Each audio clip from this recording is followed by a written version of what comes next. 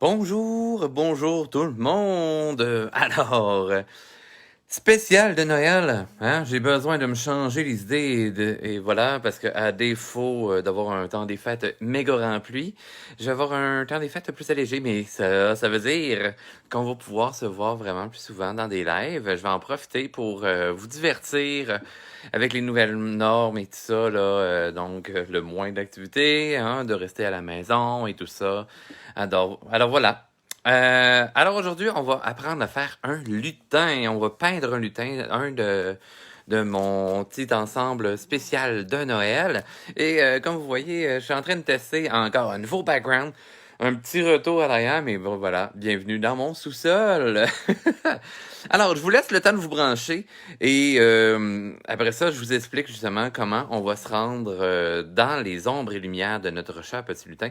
Je vous présente le tout. Ça sera pas bien long, je me branche tout le monde. Ça sera pas bien long. Donc, si vous avez si vous voulez me dire des beaux petits bonjours dans les commentaires, allez-y. Si vous voulez me dire de où est-ce que vous venez, allez-y. Est-ce que c'est votre première fois que vous assistez à un de mes lives également? Dites-moi-le également, ça va me faire un grand plaisir. Bonjour Paul, ah mon Dieu, ça va faire longtemps qu'on s'est vu dans un live. Serais-je parce que là je le fais en après-midi que qu'on est là. Joyeux Noël, oui, en passant, joyeux Noël à l'avance, hein, parce que demain c'est le réveillon de Noël pour ceux qui pourront en faire, bien entendu. Coucou Brigitte, enchantée. Alors, mon ordinateur est placé et tout ça. Donc, en passant, pour ceux qui me connaissent pas, Richard CM, Richard Cameron Morneau. Bref, artiste multidisciplinaire pour ceux qui me connaissent plus ou moins. Si vous allez voir mon Instagram, Richard Cirque, vous allez voir que dans le fond, je suis un artiste à multiples talents. Autrement dit, acrobate aérien, comédien, maquilleur, mais comme vous voyez également derrière moi, ben voilà, je suis peintre, je suis illustrateur également. Je crée mon propre univers et voilà. Donc, c'est pourquoi que je suis game de vous faire un beau petit cours aujourd'hui, un petit cours gratuit si jamais vous voulez me donner du type pour me remercier en gracieuseté de cette générosité de Noël. Mais non, je suis généreux tout le temps. Bref, vous allez pouvoir le faire via mon paypal.me/Richard CM13, si je me trompe pas. Alors voilà, ça va me faire un immense plaisir. Et sinon, ben là, visitez ma boutique en ligne pour vous procurer les petits ensembles que je vous présente dès maintenant. Alors, on tourne la caméra. Je vais essayer de pas vous montrer votre bordel. Excellent. Une chance que j'ai un petit délai quand je flippe le tout. Excellent. Alors, tout va bien. Vous avez vu mes gros doigts en zoom. Excellent. Si vous voyez une petite bestiole, là, euh, juste là, c'est mon petit chien. Oui, c'est Albert. Attendez, je vous le montre. C'est rare que je le montre à la caméra. Mais là, c'est un retour de Albert en kangourou sur moi. Voilà. Fait que c'est mon petit chien qui est en kangourou sur moi. Oui.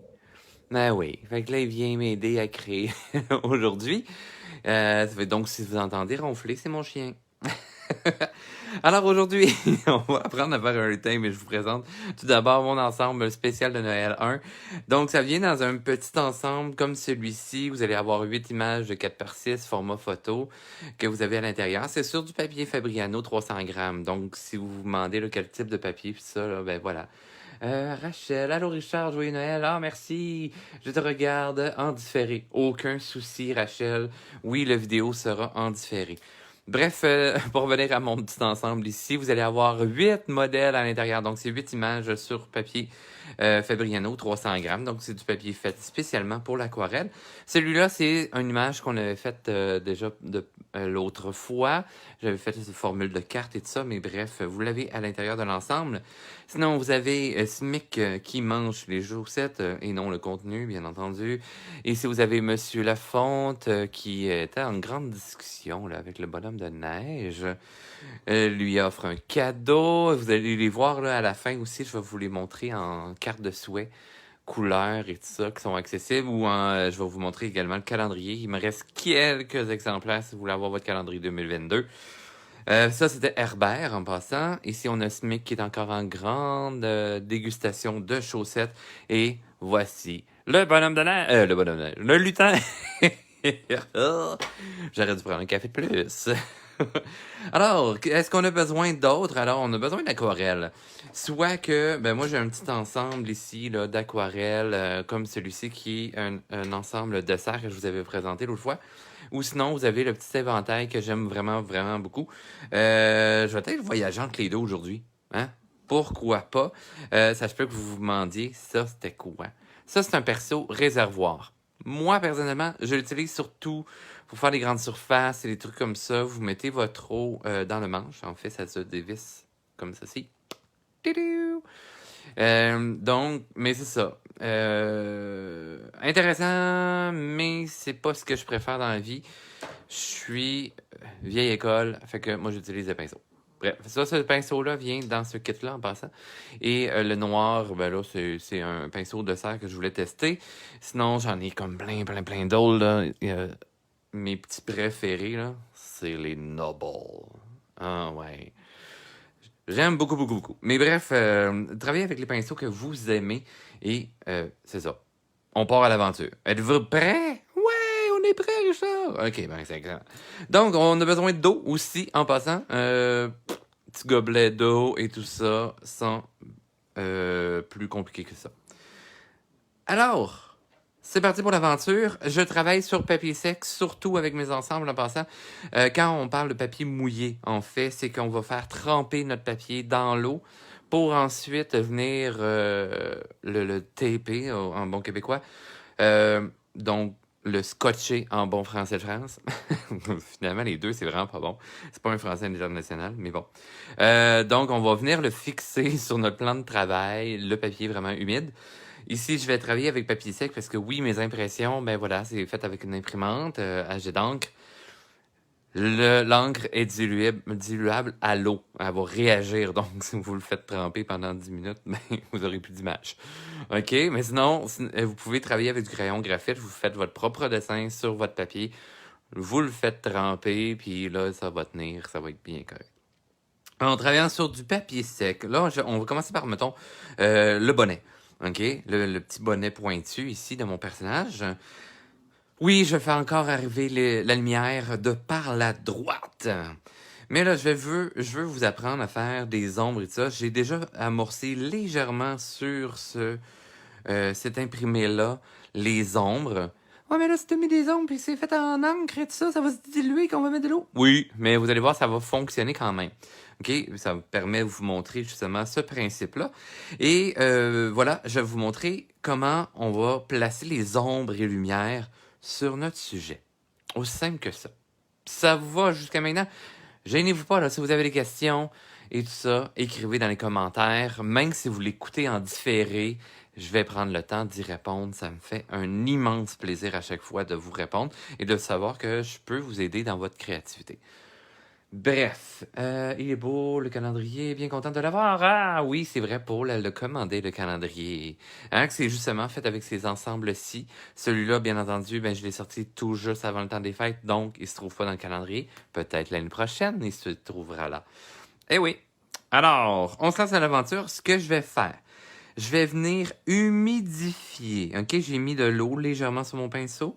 Je vais venir humidifier mon papier légèrement.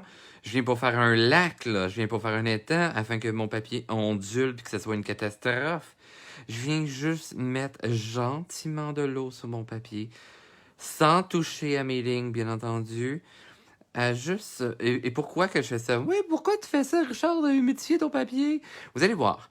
En utilisant par la suite, je vais venir humidifier dans ma pastille ma couleur. Donc, je trempe pas mon pinceau jusqu'à l'autre bout du pinceau, là. Je me rends même pas au métal. Je trempe à peu près la moitié de mes poils dans l'eau. Parce que dans le fond, le réservoir, la portion de métal ici, a soif. Donc, ça va aspirer l'eau. Ensuite, je vais déposer de l'eau sur ma pastille. Ma pastille a le soif, donc, et les pigments vont agir, vont se réveiller. Hein, vont se mettre en mouvement dans l'eau. Puis en même temps, si je veux pas en avoir trop, je peux vérifier aussi dans ma petite plateforme ici. OK, c'est le petit couvercle de métal. C'est fait pour ça. C'est comme 3 grands compartiments. où est-ce que je pourrais venir faire mes mélanges, etc. Donc, j'ai mon background qui s'est mis à bouger. Alors, je viens mettre le seau ici. Par le fait que j'ai déjà humidifié mon papier, vous allez voir, le pigment va quand même venir courir légèrement. Là, ça a eu le temps de sécher légèrement le temps que je vous parle. Mais tout de même, ça permet de venir déposer mon pigment, mais d'une façon plus translucide, plus transparente. OK? C'est hyper important de travailler très, très, très pâle lorsqu'on commence. Parce que sinon, vous venez tout le temps par faire quelque chose de foncé, puis après ça, vous me faites « Oh mon Dieu, mais ça marche pas, c'est trop foncé. J'ai pas de lumière, j'ai pas de rondeur. » OK? Fait que ça, c'est hyper important. Je viens pas appuyer en fou sur mon pinceau aussi. Je vais délicatement. Je viens longer ma ligne d'impression. OK? Mais un truc, je me laisse toujours une petite ligne blanche. Ouais, mais là, on le voit pas. OK, je vais faire un zoom. Tadam! On voit un zoom. Je viens reprendre. Là, j'en ai repris à côté parce que je voulais pas avoir trop de pigment.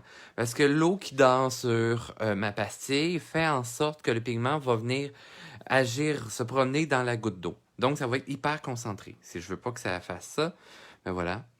Je reprends à côté.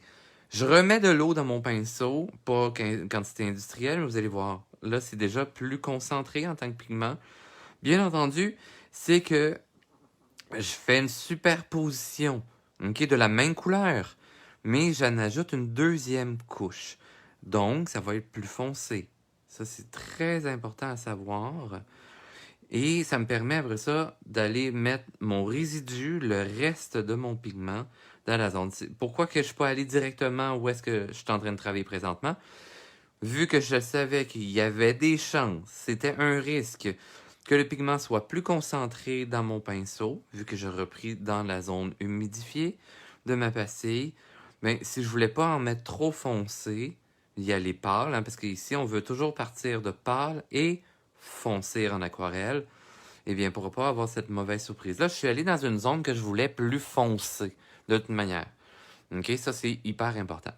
Là, tout à l'heure, oui, je vous ai dit que ma lumière allait arriver de par la droite. Pour savoir comment je vais venir apposer ma couleur, donc mes ombres, parce que la lumière étant le blanc du papier, eh bien, l'ombre, ça va être le foncé.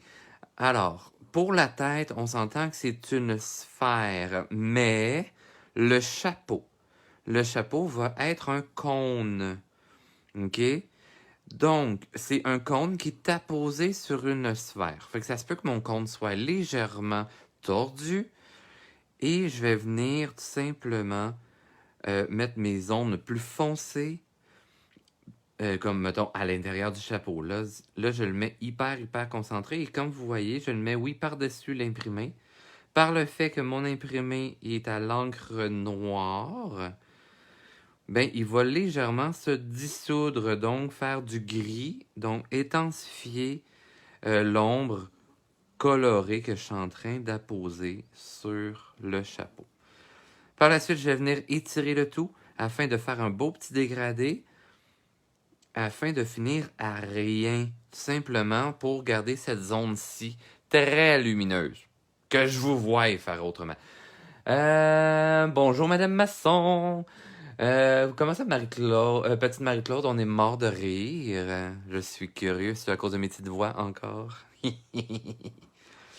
Alors, j'ai fait la portion de gauche en ombre. La portion de droite qui est comme le chapeau derrière l'oreille, mais qui est un peu derrière la tête et sous le cône. On imagine que l'éclairage arrive de par-dessus, peut-être avec un léger angle de devant et tout ça. Donc, cette zone-ci va être plus foncée également. Donc, encore une fois, je n'appuie pas sur mon pinceau. Je veux y aller délicatement, juste avec la pointe de mon pinceau. Le papier, de toute manière, a soif. C'est-à-dire que le papier, puisqu'il est quand même tout de même sec, il va aspirer l'eau de votre pinceau Puis, ben voilà. Donc, pas besoin d'appuyer fort sur votre pinceau. L'eau va être attirée facilement vers votre papier. Ensuite, j'ai des petits plis à faire. On imagine que chaque petit pli dans le chapeau est comme une saucisse, hein? Donc, des cylindres légèrement tordus. Alors, ce qu'on va faire, près du haut du pli, je vais me faire une légère ligne. À l'extrémité, ici, on s'entend que c'est une sorte de demi-sphère ou parcelle de cône. Et le renflement, en fait, ici, creuse. Hein? C'est un pli, donc, tu sais, c'est comme si je prends mes doigts, comme c'est ici. Ben, vous voyez, c'est très clair d'un bord, mais c'est très sombre entre chacune des couches. Hein? On voit même ici l'ombre de ce doigt-ci qui est projeté sur l'autre doigt. C'est ce que je vais venir faire un peu dans le genre de petit ourlet ou bourrelet du chapeau. Et on peut faire chacun de cette façon-ci. Je vais toujours avec la même couleur pour le moment. Je vais venir mélanger mes couleurs, superposer mes couches transparentes, translucides, les unes par-dessus les autres. Aussi simple que ça. Je peux remettre de l'eau, gentiment. L'aquarelle va devenir réactif, hein, même s'il a déjà été mis. Oui, à long terme, tu sais, si je reviens dans une semaine, mettre de l'aquarelle ou de l'eau sur mon aquarelle, le papier va rester tacheté légèrement, mais va tout de même réagir. Donc, faites attention justement avec vos aquarelles lorsque vous les exposez à la maison et tout ça. L'idéal, toujours d'avoir une vitre protectrice par-dessus, parce que juste l'humidité dans l'air peut altérer, en fait, votre aquarelle. Donc, ici, vous voyez, là, pour faire mon petit dégradé, j'ai un petit résidu. J'ai encore de l'eau dans mon pinceau, mais pas une quantité phénoménale. Donc, je peux faire réagir. Je dis vraiment beaucoup de donc aujourd'hui. Ça me gosse. Merde, je dois partir. Bisous. Hey, mais pas de problème, Paul. On en regardera en différé. De toute façon, vous connaissez ma page Facebook. Madame Masson, ben, fait plaisir pour l'information. Je sais pas du tout quelle information je viens de te donner, mais tant mieux. Bonjour, Christelle de France. Depuis le temps que je n'avais pas entendu ta voix, trop contente. Allez. Ah, c'est fin. Merci, Madame Masson. Ah, c'est trop gentil. Je regarde le rapido dans les messages. C'est bon. Je voulais juste être à jour. Merci, petite Marie-Claude, pour me dire que c'est super beau. On poursuit. Je poursuis toujours avec la même couleur. J'ai rincé mon pinceau juste pour être certain qu'il n'y ait pas trop de pigments dans les poils de mon pinceau. Donc, j'aime mieux de repartir à zéro et par la suite de recommencer les mêmes étapes. Donc, humidifier mon pinceau, enlever le surplus entre mes doigts au besoin. Et là, dans le fond, je viens redécortiquer encore la forme. Ici, je vais avoir un petit cône qui devient cylindre tordu là, pour descendre, faire ici un genre de serpent. Alors, ici, c'est dessous, hein, le genre de cylindre. On a des petits renflements. Alors, on peut faire les petites ondulations d'ombre afin de créer une illusion de 3 dimensions et tout ça. Bon, attendez-vous à entendre peut-être des ronflements de chien dans la vidéo, parce que mon chien vient de commencer à avoir des spasmes. Oui, parce qu'il est en poche de kangourou sur moi. Oui. C'est mon petit créateur. Ouais, il est bel et bien en train de commencer à ronfler. Il se sent en sécurité avec son papa. Alors, on va venir accentuer. Donc, là, je peux revenir accentuer, faire quelques couches. J'aime bien aller travailler certaines autres, voyons, autres zones pour vous donner le temps à la partie que j'ai travaillée de sécher légèrement. Parce que si c'est trop humide, ça va devenir comme un lac. Les pigments, après ça, partent dans tous les sens. Ça devient légèrement incontrôlable. Ce qui pourrait être intéressant tout de même, hein, le petit côté aléatoire aide à la créativité, mais des fois c'est trop. Donc, laissez-vous le temps simplement de faire sécher quelques zones. À ce moment-là, je m'en vais en travailler d'autres.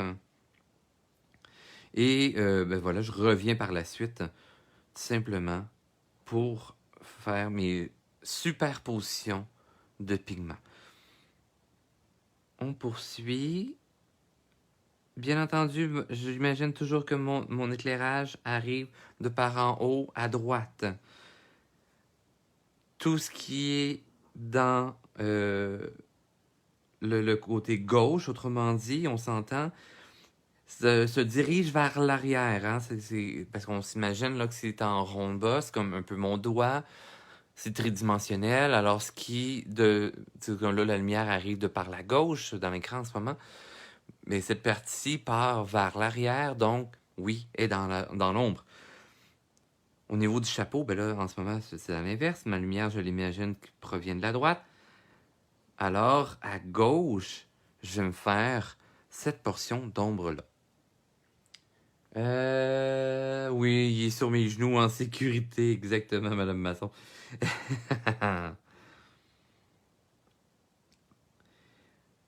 On revient gentiment avec très très très peu d'eau dans le pinceau et je reviens ajouter encore une fois une petite couche qui va être très concentrée de mon pigment, comme ceci.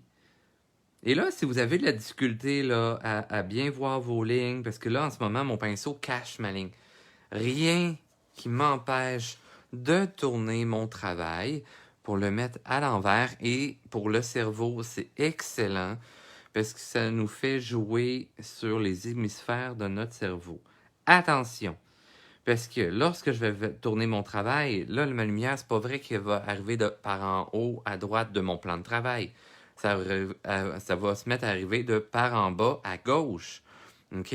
Parce que là, ma lumière, dans mon image, si je veux que ça soit logique et raccord, eh bien, il faut que ça provienne toujours du même endroit sur mon papier et non dans mon environnement personnel à moi.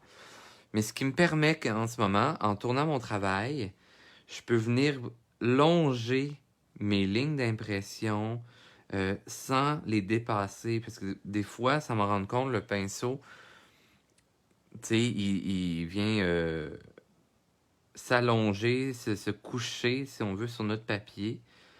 Et ben, sans m'en rendre compte, je vais venir peindre de façon trop large. Tandis que si je le mets de cette façon-là, à l'envers, je peux y aller avec les pointes de mon pinceau afin de ne pas dépasser mes lignes. C'est aussi simple que ça. Que ce soit en crayon colorié et tout ça, ne vous gênez pas de tourner votre travail. Bien entendu, là, que si, mettons, vous êtes en train de peindre et tout, bon, vous pouvez tourner votre toile à l'envers, si ça vous tente, là, sur votre chevalet, mais c'est un petit peu plus délicat à ce moment-là de tourner la toile. Mais en dessin, je vous le recommande aussi, parce que dans le fond, ce que ça va vous aider à faire également, c'est d'avoir une image aussi lorsque vous êtes en train, mettons, de créer un personnage. Mais ça va vous permettre de voir s'il est équilibré ou s'il n'est pas croche. Parce que des fois, on travaille la tête inclinée sans trop s'en rendre compte. Et puis, ben voilà, ça fait une perspective faussée, autrement dit. Parce que dans le fond, vous avez pas la tête bien droite par rapport à votre plan de travail. C'est à faire attention. Bref, petite couche bien intéressante de fait, toujours avec le même rouge orangé. Mais là, cette fois-ci, je vais commencer à y mettre une petite teinte différente. Parce que là, je ne veux pas me tarder trop longtemps sur le chapeau. Je vais vous montrer quand même. Ah, j'ai oublié de faire l'autre pendant. L'autre. Vous avez là, comme un petit pain ici, là. Je vais le faire rapido. Oui, toujours bien observer, dans le fond, votre sujet, afin de ne pas oublier les zones. Bon, excellent. L'épaisseur, je n'y touche pas pour l'instant, parce que je veux l'avoir là, d'un rouge très vif, voire un peu bourgogne. Ça vous va? Excellent. Puis là, en passant, là, pour ceux qui viennent d'arriver et tout ça, je vous présente un peu là, mes produits du temps des fêtes qui se trouvent sur ma boutique afin que vous puissiez vous les procurer. Je sais que dépouillement de Noël là, risque d'être demain, mais c'est pas grave. Les petits cadeaux en retard, en même temps, hein? Il n'y a pas juste un temps de l'année pour faire des cadeaux. Là, cette fois-ci, je prends un rouge beaucoup plus foncé, ok? Et je le superpose par-dessus celui que j'ai déjà mis préalablement. J'ai pas trop d'eau dans mon pinceau. Je suis allé quand même très concentré dans ma pastille. Et là, je vais remettre toujours légèrement d'eau dans mon pinceau. Si jamais je sens que j'en ai trop, je peux flatter ma pastille plus longtemps.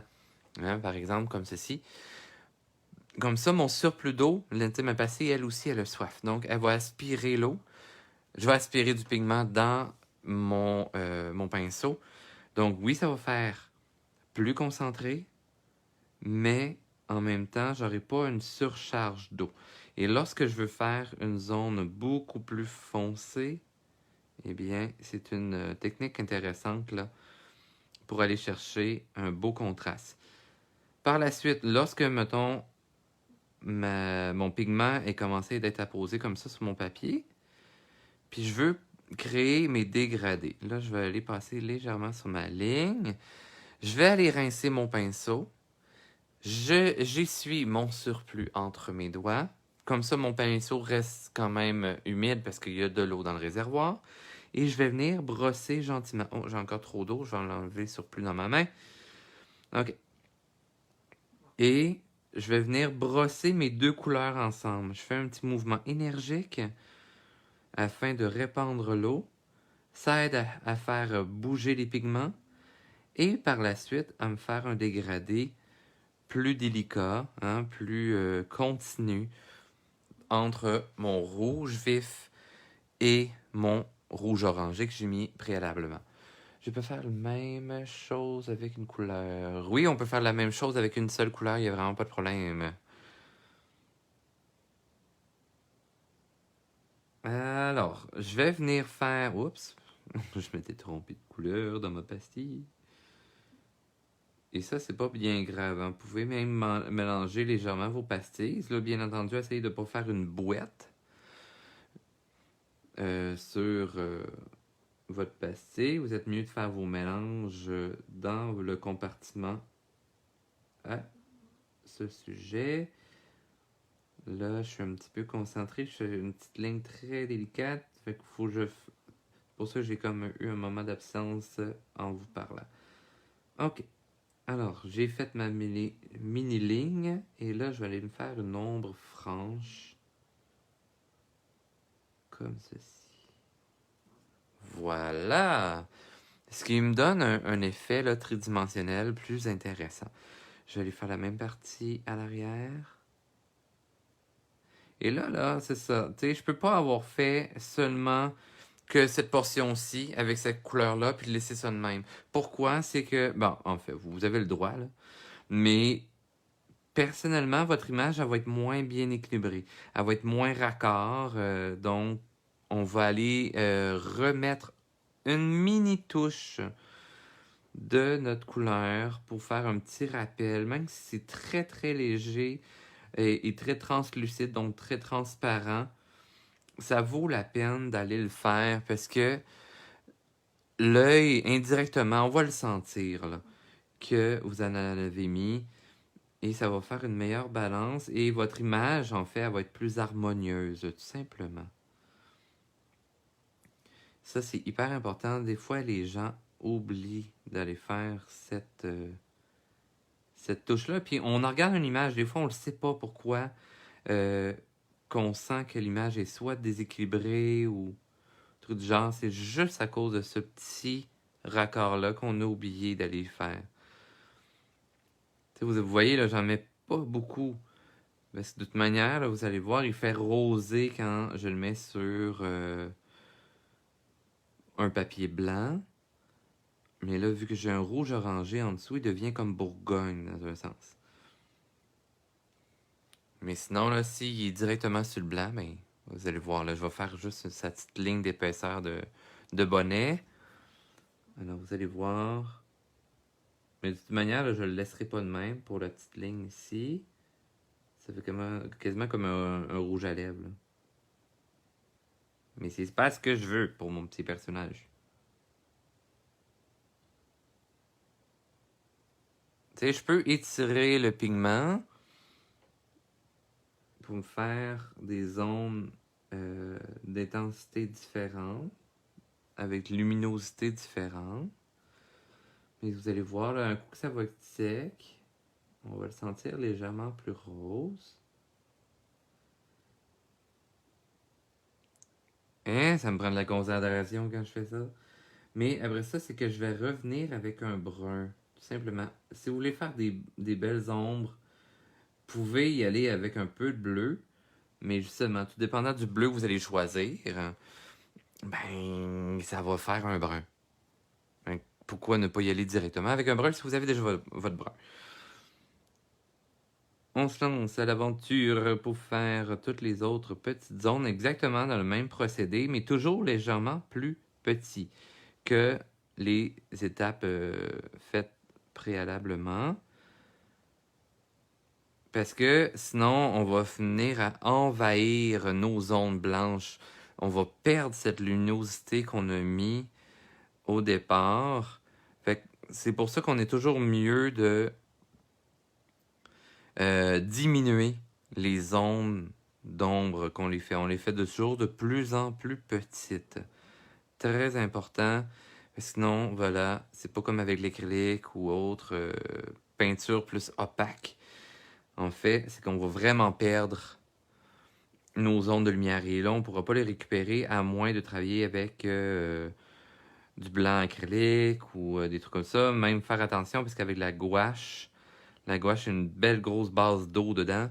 Fait que si vous avez de la gouache, ben, pour reprendre du blanc, il va rester une petite saveur de pigment qui va rentrer dans votre blanc.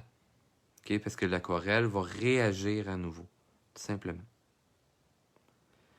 Alors, le bonnet étant presque complété, après ça, je vais faire la petite touche de brun. Donc, ça se peut qu'on fasse « Ah, mais là, Richard, du brun, c'est vraiment trop intense, là. Ça va faire des clairs-obscurs vraiment, vraiment prononcés. Ça va être dégueu. » Mais non, ça sera pas dégueu. Là, comme je vous ai dit, ça va être une petite touche, une subtilité. On veut pas venir noyer, hein. C'est pas un bain de boue, là, qu'on va y donner, là. Hein, ouais. Hein, comme on dit, le crémage, c'est bien, mais là, à un moment donné, c'est trop, ça me donne le goût de vomir après. Alors, petit bonnet. Voilà, petit bonnet. Petit bonnet ressemble à ça. Mais, on va y rajouter un petit peu de brun. Pas du noir, du brun. Ok, je prends un genre de brun chocolat. Et je vais venir la poser, quand même pas pire concentré. Fait que je peux y aller même par tapotement. J'ai humidifié ma zone. Et ce que ça fait, si je mets une genre de petite goutte d'eau de la sorte, en fait, le centre va devenir plus clair. Et l'extérieur, hein, vu que ça fait une petite goutte d'eau, en ce moment, les pigments flottent à la surface de la goutte d'eau, mais en séchant, ils vont descendre sur la gravité, sur le léger, léger relief que la goutte d'eau crée. Et puis là, ça va faire un genre de cerne. Donc, si vous contrôlez bien la zone d'eau, ben, ce petit cerne-là va faire comme une petite ligne contour que vous auriez pas pu faire à main levée. Fait qu'il faut se servir aussi de la beauté de la vie, tout simplement, pour aller chercher ça. Là, mon brun n'est pas assez concentré. Je vais aller en ajouter comme ceci. Hop là. Bon, là, je vais tricher. Je vais mettre un petit peu de noir. Je trouve pas ça assez foncé. Ah, j'en ai trop mis. OK. Fait que là, si on a fait cette erreur-là, j'allais rincer tout de suite mon pinceau. J'attends pas que ça sèche. Et je vais venir, voilà.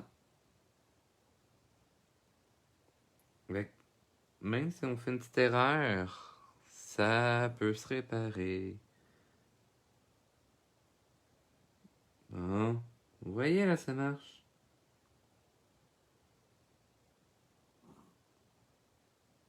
Ouais, mais là, on n'a peut-être pas cette dextérité-là, là. Oui, je le sais, je le sais. Mais là, c'est comme un sport, hein. Plus vous allez pratiquer, meilleur vous allez être. Oh, salut toi, je t'ai réveillé. J'ai réveillé mon chien en parlant avec ma petite. Oui, non, Tilo, tu restes à moi. Ouais, tu vas débarquer à la fin du live. Ouais, parce que là, sinon, tu risques de remonter en haut. Là, je veux pas qu'il monte l'escalier parce qu'il est encore. Non, Albert, tu restes. Il est en rémission parce que là, il y a eu une blessure au cou. Fait que là, c'est pour ça qu'on essaie de le traîner avec nous. Puis de toute manière, là, de ce temps-ci, il a décidé qu'il faisait son fouineux, monsieur. Puis là, on a mis des cadeaux au pied de l'arbre. Mais là, monsieur décide qu'il pourrait fouiller dans les cadeaux puis les déballer par lui-même, en notre absence. Ouais. Ce qu'il faisait pas. En 4 ans, c'est la première fois qu'il fait ça. Le petit vlimeux. Alors, on vient accentuer toutes les ondes. J'ai dirigé, j'ai remis un petit peu de noir. Juste parce que, comme je vous ai dit, tantôt j'ai mis du noir là. Si je mets pas du noir un peu partout, juste pour faire un petit raccord, ben ça va être laid. Ça va faire une image débalancée. Hyper, hyper, hyper important. Vous voyez, je rajoute juste une petite subtilité dans le tout. Une petite subtilité de brun, un peu plus que je m'enfarge dans ma langue. Juste pour dire que je mets un soupçon. Hein? Comme en cuisine, quand on vous dit un soupçon, c'est pas une poignée, là. Mais c'est la même chose en art visuel, ou en dessin, en illustration, dites-le comme vous voulez, mais voilà. Et vous voyez là, la subtilité qu'on va aller chercher dans son bonnet pour aller chercher les petits plis et tout ça. Je vais en faire un petit peu ici, juste pour reculer le tout. Puis on s'entend là, si je mets une couleur plus foncée, c'est sûr que s'il y a du bleu dedans, donc pour créer du brun, j'ai besoin de bleu, eh bien, ça va reculer. Hein? Le jaune avance, c'est une couleur lumineuse. OK? Et ben voilà. Donc, si je veux. Ben, le blanc, bien entendu, prend les devants tout le temps. Parce que ça reflète la lumière. Mais mon foncé va reculer. Ce qui me donne une image beaucoup plus 3D comme en ce moment. Ouais, c'est le lutin du Père Noël. Super, bravo. Merci Manu. Alors, on va faire rapidement une petite touche pour le manteau. On va travailler dans les verts. Je vais y aller avec un vert tout de même clair pour commencer. Admettons, je vais au niveau de l'épaule. Alors, au niveau de l'épaule, c'est une demi-sphère ou une sphère complète parce que c'est une articulation. Si vous venez perdu un peu dans les formes là, que je suis en train de vous parler présentement, vous allez voir les autres vidéos que j'ai déjà faites par le passé. Hein? Parce que quand j'explique comment faire un personnage, etc., vous irez voir. Mais là, dans le fond, vous irez pas voir tout de suite. Là. On n'a pas pris encore la date. Mais avec De Serre, je vais donner un cours de personnage là, en janvier. Même que je vais faire un live là, sur les crayons aquarellables. Je vais faire aussi. Puis les crayons à l'alcool. Je suis en train de les tester. Vous avez peut-être vu là, des petites stories apparaître sur ou même des petites vidéos sur TikTok, sur mon Instagram. Mais oui, parce que là, je suis en train de tester leurs crayons pour leur faire un live, tout simplement. Alors, sphère pour l'épaule et le bras et l'avant-bras sont des cylindres. OK? Là, bien entendu, mon manteau est un peu fripé. Je m'amuse à ce moment-là à donner des genres de rondeurs, toujours en gardant du blanc, parce que je veux créer l'illusion de profondeur, de relief. Je vais avoir une légère portion verte à l'arrière pour sentir qu'il y a de l'ombre qui se part vers l'arrière. Mais le reste, je vais le garder blanc. OK? Très diluer mon pigment. Hyper important. Hein? Pour faire les plis, tout simplement, je vais venir faire des petits renflements. C'est comme des petits anneaux, en fait, que je vais mettre dans le même... qui sont apposés là, en sens perpendiculaire de mon bras ou de l'avant-bras. Et ce qui va me créer une illusion de rondeur à ce moment-là. Là, je regarde pas beaucoup les commentaires, hein, je suis dans mes poches. Vous êtes minutieux. Oui, je suis très minutieux, Manu. Ben, tu vas rester sur moi. Bon, là, fait que là, faut que je tienne mon chien en même temps que je peins de l'autre main. Merveilleux, beau défi. Là, vous allez me dire, ouais, mais là, Richard t'a laissé comme une petite zone de ligne blanche, là, dans le bas de son bras, ça devrait être foncé. Oui, mais je vais y aller avec un genre de bleu. OK? Vous allez voir. Je vais me faire, justement, un petit point de vert comme ça, foncé. Albert, tu restes sur moi, s'il te plaît. Et regardez bien. Je vais me faire la même chose de chaque côté. Là, j'ai plein de petits plis dans le bas de sa manche, parce que c'est comme s'il y avait les manches trop longues.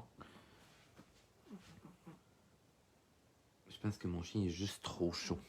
Parce que il est couché dans une doudou. Puis là, même moi, j'ai chaud.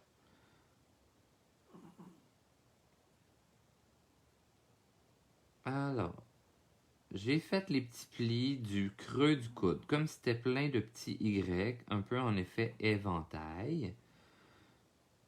Je viens me faire tout ce qui est du côté gauche plus sombre. Et vous allez voir, là, les pigments, attention, ils ont tendance à être légèrement différents là, une fois séchés. Donc, toujours à prendre en considération que votre couleur va légèrement pâlir. C'est la même chose lorsque vous travaillez, mettons, avec les crayons feutres à l'alcool. Je vous offrirai un live là, tout bientôt là-dessus. De toute manière, ça, ça va être un mercredi en janvier, un peu... 12 janvier. Vous voulez peut-être que je le fasse le 13, là, mais vu que je donne des cours à l'École de Cirque de Québec, pour mes acrobates, ça va être plus simple que je fasse ça le 12. En tout cas, bref, le mercredi midi, je vais vous présenter justement les crayons feutres à l'alcool. Alors, là, j'ai fait un petit peu d'ombre ici. Ok, je déroge du bras un peu, là, mais... Ça, c'est important. Suivez votre instinct quand vous travaillez. Parce que si, mettons, vous avez le goût de faire une zone, puis vous faites « Ah non, je vais m'en retenir, je vais faire ça plus tard. » Mais souvent, c'est là que ça marche pas. Parce que toujours mieux de travailler dans l'ensemble votre sujet au lieu de faire que des détails sur une mini-zone, puis que des détails sur une autre mini-zone, parce que sinon, vous allez focusser sur une seule partie. Et là, c'est comme dans le fond, là, si vous faisiez on appelle ça un cadavre esquis. Albert, tu restes. Oui, tu restes sur moi. Puis, tu sais, dans le fond, un cadavre esquis, je sais pas si vous connaissez ça un peu, ça se fait en littérature, ça se fait aussi en dessin. Plier une feuille en plusieurs parties, puis là, mettons, il y a une personne qui fait la tête. Mais elle laisse juste quelques lignes dépassées au niveau de fin de la tête.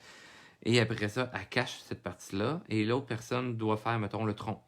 Et après ça, l'autre personne doit faire seulement les jambes et tout ça. Et quand vous dépliez la feuille ou vous découvrez chacune des parties qui étaient camouflées, mais avec les lignes raccords, et bref, ça donne souvent un genre de beau petit monstre. Puis, ben, c'est ça, on appelle ça un petit cadavre esquis, tout simplement. Alors, là, j'ai fait une bonne partie. Je vais aller mettre un genre de jaune ocre sur mon personnage. Parce que je veux pas avoir un vert trop synthétique. Je veux avoir un vert plus naturel, plus vert mousse. Donc, je vais venir mettre ce genre de jaune ocre-là. Je vous le montre à l'écran. C'est celui-là. Là. OK? Je vais venir le superposer à mon vert qui était un peu vert chimique pour aller chercher un petit vert plus naturel. C'est un jaune, en fait, qui a légèrement du bleu à l'intérieur, qui a aussi légèrement de magenta à l'intérieur pour aller chercher ce jaune-là. Mais ce qui va aller chercher une couleur plus naturelle. OK, un petit peu plus vibrante également, parce que là, d'une seule teinte, c'est bien rare, ben rare là, que je mélange pas mes couleurs, que j'en mette pas 30 000 l'une par-dessus l'autre. Alors, on s'entendait que le jaune est de la lumière, donc je veux pas aller le mettre trop dans le bout de l'ombre. Je vais en mettre tout de même du côté lumineux. C'est pourquoi que j'en mets vraiment par-dessus tout le vert que j'ai déjà travaillé. Et j'en ajoute légèrement par-dessus mon blanc que j'ai déjà travaillé.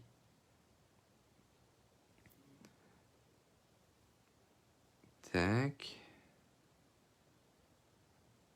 Comme ceci. Là, je pourrais faire toutes les autres zones, mais là, je pense que je vais me concentrer à la manche pour avoir le temps de vous montrer un peu le tout avec les changements de couleur. Ah, mais j'ai encore le temps. Alors, faire le tri de la paperasse et écouter. Oh, c'est cool. Merci. Merci Sylvie, c'est vraiment gentil. Ah, ben si je vous divertis là, pendant que vous faites votre paperasse, c'est merveilleux.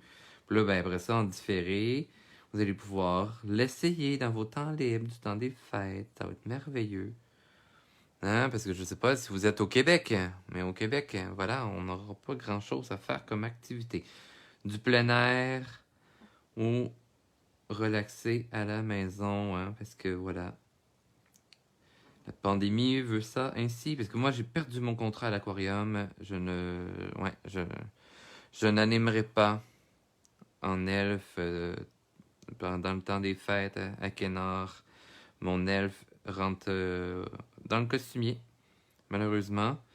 Il va ressortir peut-être en janvier pour d'autres événements, mais sinon, ben voilà. Pour l'instant, Akenor fait dodo. Il a fait son dernier contrat fin de semaine dernière.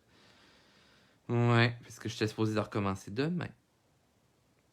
Puis là, peut-être que j'ai encore les hôtels, mais indirectement, je suis pas sûr, parce que c'est des activités non essentielles. Fait je ne sais pas. Bref, je reviens. Là, j'ai mis de mon ocre un petit peu partout. OK? Sur la côte nord. Wow, mon Dieu, Sylvie, vous venez de loin, mais un très beau coin. Mais bref, vous risquez d'avoir beaucoup de neige. Courage. J'allais mettre un petit peu de bleu. Le bleu, ça fait reculer les éléments dans l'espace. Ça fait une portion d'ombre facilement. Pour être certain, je vais venir en apposer dans mon petit couvercle ici pour pas que ça soit trop concentré.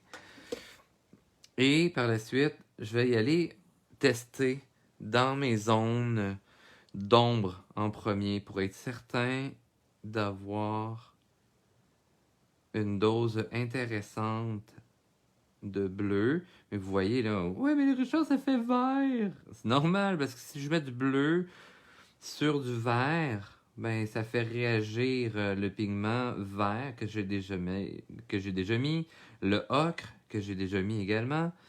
Alors c'est normal, mais ça va faire un vert foncé, tout simplement. Mais lorsque je viens le poser sur le blanc de ma manche, mais là à ce moment-là, c'est mon bleu qui va tout simplement ressortir.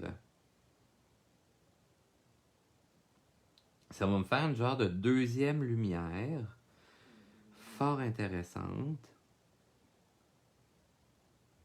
comme ceci. Et ça me fait aussi des ombres et lumières plus marquées, plus importantes, ce qui va augmenter l'illusion de 3 dimensions. On va aller comme ça. Hop, pour le pli. Et là, vous voyez, je viens pousser mon pigment. En même temps, ça m'aide à faire une fausse ligne contour pour venir délimiter davantage ma zone. Je vais faire la même chose un peu. Je vais humidifier mon pinceau et je vais venir brosser ma zone de vert de tout à l'heure parce que je veux créer, oui, un dégradé, mais en même temps une bordure. Donc, ça me permet de venir pousser mon pigment pour faire, dans le fond, comme si son petit col fait un ombre bien découpé. C'est une autre façon de faire. Et là, je viens faire l'ombre du bras afin de détacher sa main, son bras pour les mettre plus en premier plan. Plus le contraste est prononcé, plus que l'illusion de profondeur va être présente. Donc, je peux faire par tapotement. Je tapote proche de la ligne, puis après ça, j'étire. Je pars toujours de où est-ce que j'ai mis ma portion d'ombre, et je vais étirer vers le côté lumineux. Pourquoi? En fait, c'est que par le fait que je pars toujours dans le même sens, ça va me permettre d'étirer mon pigment. OK? De lui faire un dégradé plus intéressant. Là, si je veux faire reculer davantage le bras, regardez ce que je vais faire. Je vais remettre du bleu, mais dans la zone du manteau, mais derrière le bras. Pour venir longer un peu cette zone-ci. Et hop là. Je garde toujours du blanc quand même. Hein? Hyper important. Je peux même aller directement avec le bleu derrière là, pour la queue de pie. Parce qu'il y a un pseudo-tuxedo. Albert, tu restes. Et là, il faut que je vous donne une démo en même temps que je gère mon chien. Finalement, c'est peut-être pas une bonne idée.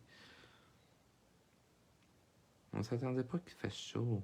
Bon, mon éclairage doit pas aider. Là, j'ai des spots de vidéo. Là. Good! Fait que ça ressemble à ça. Excellent. Albert, tu restes, s'il te plaît. Je vais venir étirer légèrement ici.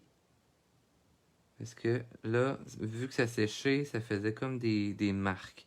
Si je veux pas avoir de marques, je viens juste réhumidifier les petites bordures. Je peux me rajouter quelques petites touches de bleu. Vous voyez, là, ça fait un genre de vert parce que je reprends l'ocre que j'avais mis plus abondamment, plus concentré sur la manche. Je pense que mon chien est vraiment trop chaud. Ça va pas long, Albert, j'ai presque fini. C'est comme gérer un enfant. Good.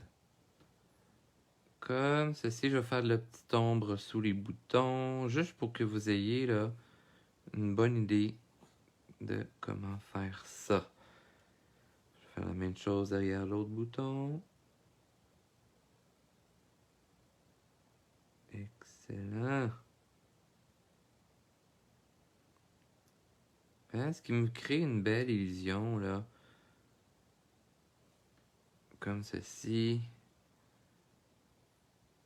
Ah, voilà, les plis de la manche. Il en manque un petit peu. Encore une fois, lorsqu'on travaille dans le micro-détail, n'appuyez pas sur le pinceau. Oui, il va falloir travailler avec un pinceau beaucoup plus délicat, mais on s'entend, là, lui, il n'y a pas de numéro. Mais tu sais, ce serait dans les Nobel, là, c'est un numéro 2, je crois, là. Plus que le numéro est petit, plus que le pinceau est mince, plus que le numéro est grand, plus que votre pinceau va être gros. Ok, un petit truc. Moi, je travaille avec un pinceau rond, bien entendu, parce que on peut aller chercher une pointe très, très, très fine à ce moment-là. On fait juste effleurer les poils de pinceau sur le papier, et ce qui permet d'aller chercher cette subtilité-là. Je pense que mon chien va me bouder tantôt. Good! Hein, ça donne une belle idée là, de comment travailler justement le manteau. Je ferais tout le bras ici et la portion de devant là. On pourrait changer les couleurs aussi au besoin. Même chose au niveau de la petite pochette et le col de manteau. On pourrait s'amuser là, justement à jouer avec différentes couleurs. C'est tout de même un lutin. Au niveau du pantalon, même s'il n'est pas rayé, je pourrais m'amuser à le mettre rayé et tout ça. Mais bref, j'espère que ça vous a aidé là, pour comment Je vais juste faire un zoom out. Voilà. De comment, justement, placer vos ombres et lumières, que ce soit au niveau du bonnet, le manteau, etc. Si vous avez des questions, gênez-vous pas pour écrire, justement, dans les commentaires. Par exemple, Sandrine me dit « Un très joli lutin, j'adore, merci. Pourras-tu nous mettre le modèle en PDF? » Yes, Sandrine, je pourrais mettre le modèle en PDF. Je vais essayer d'y penser, là. Parce que là, en fait, il ne sera pas en PDF, mais il va être en JPEG, parce que je vais le mettre dans les commentaires. Oui, fait que si vous voulez avoir un meilleur résultat afin de pouvoir l'imprimer à la maison, ben, ce que je vous suggère, c'est de passer sur ma boutique en ligne. Vous allez pouvoir vous procurer justement ce petit ensemble-là, parce que le lutin se trouve dans cet ensemble-ci. Ça va vous faire 8 images pour 15 canadiens. OK? 15 canadiens, vous allez avoir 8 images 4 par 6, formule photo. Vous avez en plus des petits onglets à l'intérieur pour faire vos petits tests, ça sur le papier. Par la suite, sur ma boutique en ligne aussi, si vous allez avoir de l'inspiration et tout ça, vous allez avoir le calendrier 2022. Et là, ben, la grande nouveauté, si vous voulez apprendre sur les personnages, ben voilà, le nom des personnages se trouve à l'intérieur du calendrier, ainsi qu'un descriptif de ces personnages-là. Donc, vous allez avoir une belle variété, 13 personnages à l'intérieur, dont 12 qui sont décrits de cette façon-ci. Hein, j'en ai mis plein, comme ça. Ils sont toutes faites à partir de mes ensembles qui sont différents et tout ça. Et ceux qui veulent partager des souhaits et tout ça, ben voilà, vous allez avoir des cartes de souhaits comme celle-ci qui sont soit faites à partir de mes aquarelles, comme ça, ou des dessins faits par ordinateur, donc c'est 5 la carte et tout ça. Vous avez avec une enveloppe blanche. Et ces modèles-là, ben voilà, vous allez pouvoir avoir l'inspiration comme, ben, en fait, celui-ci. Celui-là se trouve dans l'ensemble à aquarelle de Noël, etc. Donc, ça va faire un immense plaisir. Alors, j'espère que vous avez aimé cette belle petite présentation. Je vais vous faire... Attendez, je vais vous faire une petite image là, finale. Comme ça. Oh, bah! Ah, que c'est-tu beau! Hein? C'est-tu merveilleux? On aime ça comme ça. Fait que, dans le fond, on a appris à faire le petit lutin aujourd'hui. Fait que j'espère que ça vous a aidé. En euros, hein, bonne question, Manu. Faudrait convertir, je sais plus. Mais c'est pas 15 €, là, c'est moins que ça. Ça, plus les frais de port, bien entendu. Et voilà. Et j'espère que ça vous a grandement aidé. Sur ce, ben voilà. Gênez-vous pas de aimer la vidéo, de partager la vidéo également. Si vous avez aimé puis ça, si vous avez des questions. Merci Sandrine. Donc, environ 10 € pour les ensembles aquarelles. Et voilà, ça vous aidera. Et tout ça, sur ce, bref, je vous souhaite un très joyeux Noël parce que demain, je ne serai pas en live avec vous, mais je vais revenir dans le temps des fêtes. Et on se dit deuxième étoile à droite, tout droit jusqu'au matin, et bienvenue dans mon pays imaginaire. Bye, belle créativité et beau temps des fêtes. Bye bye.